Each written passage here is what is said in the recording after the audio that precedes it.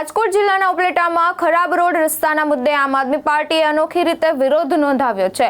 શહેરના બિસ્માર રસ્તાઓથી લોકો ત્રાહિતમાં પોકારી રહ્યા હોવાનો આક્ષેપ કરતા આપના શહેર પ્રમુખે મુંડન કરાવી વિરોધ વ્યક્ત કર્યો હતો। ઉપલેટા શહેરમાં રોડ રસ્તાની ખરાબ હાલતને લઈ આમ આદમી પાર્ટીના કાર્યકરો મેદાનમાં ઉતર્યા હતા। વિરોધના ભાગરૂપે શહેર પ્રમુખ અમૃતભાઈ ગજરાએ મુંડન કરાવ્યું હતું, જ્યારે ખાડા અને બિસ્માર રસ્તાનું પ્રતિકાત્મક બેસણું યોજીને નગરપાલિકા તંત્ર સામે રોષ વ્યક્ત કરવામાં આવ્યો હતો। આમ આદમી પાર્ટીનો આક્ષેપ છે કે અનેકવાર રજૂઆતો કરવા છતાં નગરપાલિકા દ્વારા કોઈ અસરકારક કાર્યવાહી કરવામાં આવી નથી। રોડના કામોમાં ભ્રષ્ટાચાર થતો હોવાનો આક્ષેપ છે। સાથે કાર્યકરોએ સૂત્રોચ્ચાર કરી ઉગ્ર વિરોધ નોંધાવ્યો અને શહેરના રસ્તાઓ તાત્કાલિક સુધારવાની માંગ કરી હતી। અમૃતભાઈ ગજેરા, ઉપલેટા આમ આદમી શહેરના પ્રમુખ, આજે ઉપલેટાના જે સશક્ત અને મજબૂત રોડનું મૃત્યુ થયું છે એના કારણે બેસણો અને મુંડનનો કાર્યક્રમ રાખેલો છે।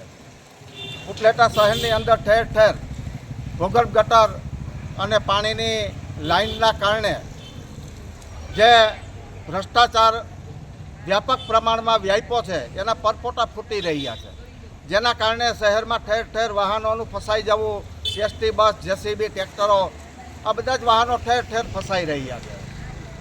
રોડ એટલા ચીકણા બની ગયા છે કે જે બાળકો સ્કૂલે ભણવા જતા હોય એ પણ લપચીને પડે અને સ્કૂલે ક્યારે પહોંચે અને સ્કૂલે પહોંચે તો પાછા ઘરે ક્યારે પહોંચે એ એક ઉપલેટા શહેરનો મોટામાં મોટો પ્રશ્ન છે। ઉપલેટામાં જે ભૂગર્ભ ગટર અને નળ સે જલનો જે કામ ચાલી રહ્યા છે એમાં વ્યાપક પ્રમાણમાં ભ્રષ્ટાચાર ફાલી ફૂલીને લોકોની નજર સામે આવ્યો છે।